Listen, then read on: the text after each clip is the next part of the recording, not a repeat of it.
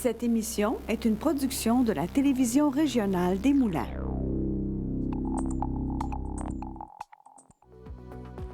Avec la collaboration de la Chambre de commerce et d'industrie Les Moulins. Le CFP des Moulins, fier partenaire de Fibre E.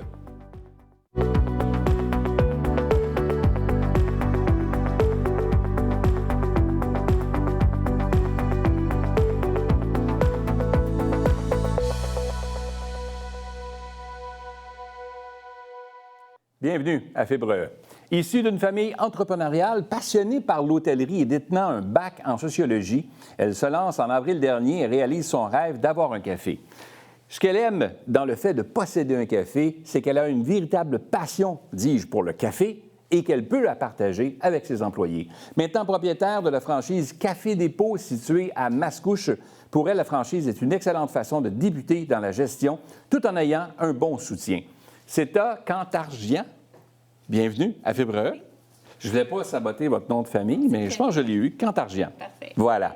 Alors, bienvenue à Ceta, si tu permets. On va s'appeler par nos prénoms, ça va être plus facile. Très heureux de te recevoir parce que tu es probablement une des premières qu'on reçoit à Fibre E qui est franchisée. Et là, ma question qui venait au bout du lèvre, c'est que pourquoi pas avoir parti un café par toi-même, mais plutôt que tu as choisi de t'associer avec une franchise? C'est une question que je me fais poser énormément. Comme vous le mentionnez, j'ai été passionnée de l'hôtellerie depuis toute ma carrière, une vingtaine d'années maintenant. Donc, faire partie d'un hôtel, on fait partie quand même d'une franchise, des marques renommées qu'on reconnaît dans la ville aujourd'hui, des Marriott, des Hilton, des Accords de notre monde. Bien, il faut faire partie quand même d'une franchise et mettre de l'avant la culture de l'entreprise qui fait en sorte qu'il y a une fidélité de clientèle qui est bâtie à travers les standards d'une franchise. C'est sûr qu'ils nous permettent aussi de mettre de l'avant une façon de faire qui est déjà établie, qui a déjà été testée et qui ont des preuves qu'on peut avoir le succès avec tout ce qui a déjà été établi à travers les années. Donc, une franchise, c'était vraiment une façon rassurante pour moi de me lancer en affaires versus avoir mon propre entreprise ou mon propre café et être peut-être un petit peu dans des petits moments d'incertitude à travers le démarrage. OK. Mais... Je reviens un peu en arrière. Donc, je lisais le dossier cette semaine, je lisais un peu ton parcours. Tu as été dans l'hôtellerie pendant plusieurs années quand même. Tu as étudié dans l'hôtellerie et tu es même allé chercher un bac en sociologie. Alors, quel est le lien entre les deux? En fait, il y a un lien que certains ne le voient pas. J'ai pu le voir en appliquant mon day-to-day, si on peut le dire, notre quotidien à travers notre travail.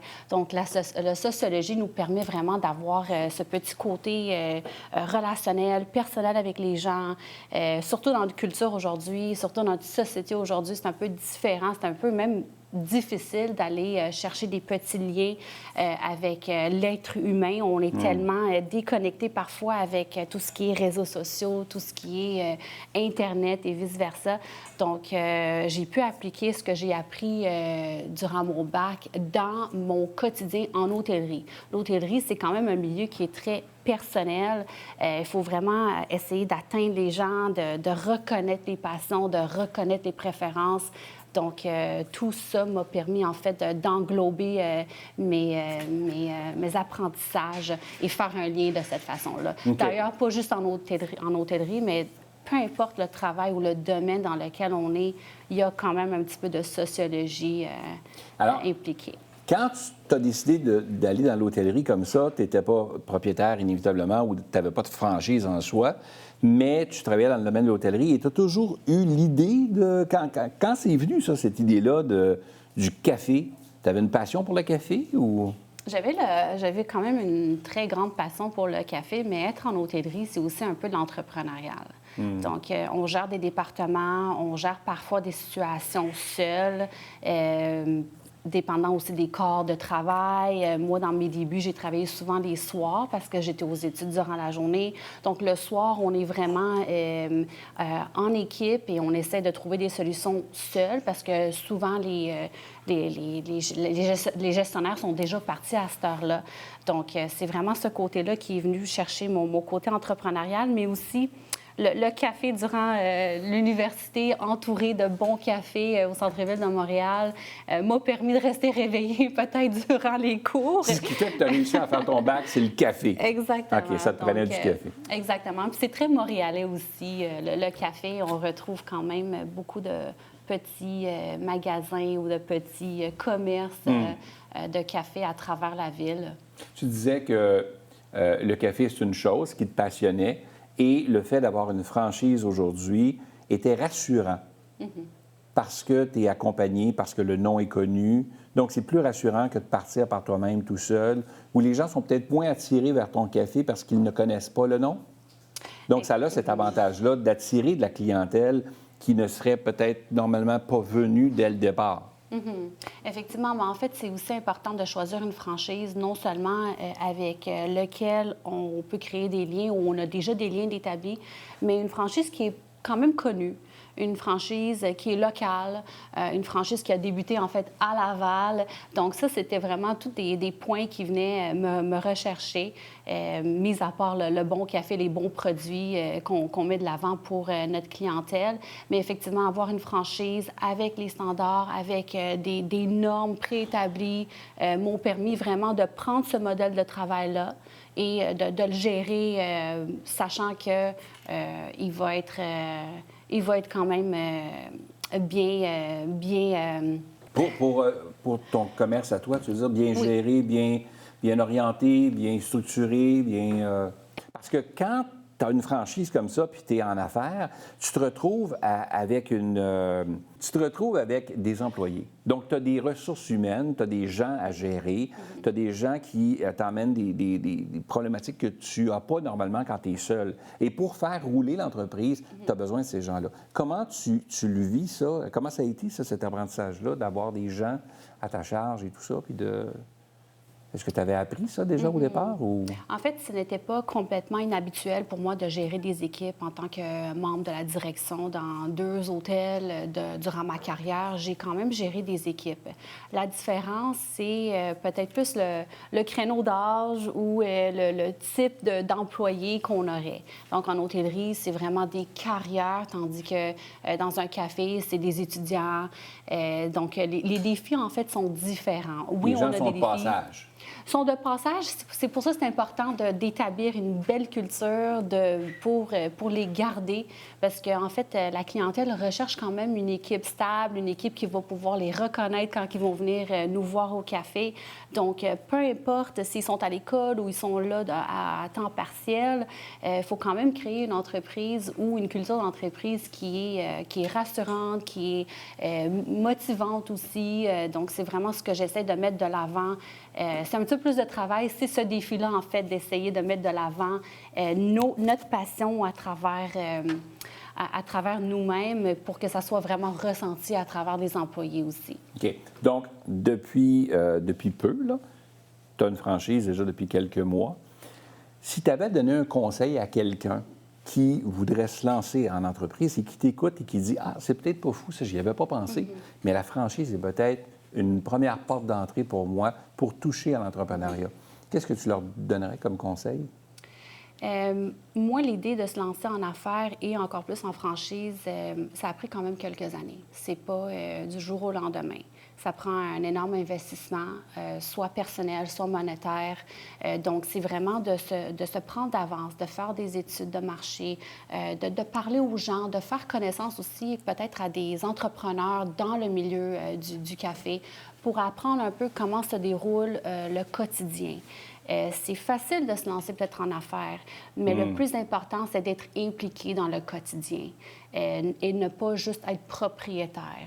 Donc, de se lever le matin, d'aller au travail, d'être investi personnellement comme si c'était notre emploi à nous et non pas juste un propriétaire qui gère un peu les opérations à distance. Donc, d'être impliqué, je pense que c'est vraiment l'important. C'est le meilleur conseil que je pourrais donner. Arrive que c'est pas toujours beau, c'est pas toujours le fun. Il y a des journées qui sont moins drôles que d'autres. Qu'arrive-t-il quand il y a des moments de découragement ou des moments où on se dit « Ah, j'aurais peut-être pas dû... » Comment on réussit à passer à travers ça, ce bout-là? Je pense que c'est d'être optimiste et aussi de se dire qu'il y a des solutions à tout problème. Puis l'expérience fait en sorte que des situations non souhaitées vont se dérouler, d'être prêt à l'imprévu.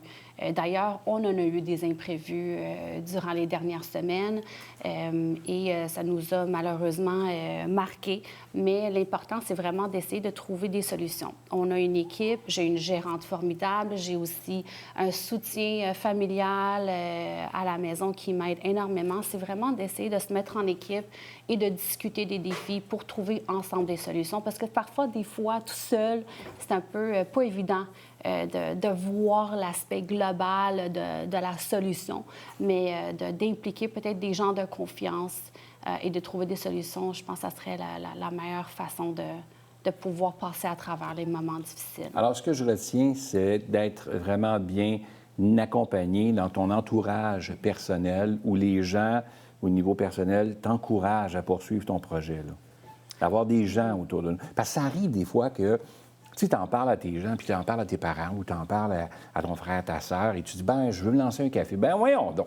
Pas pour lancer un café, puis partir en business, pour mettre tout ton cash là-dedans, puis tu vas tout perdre. Tu sais, il y a des gens qui sont pessimistes de nature. Le verre est toujours à moitié vide.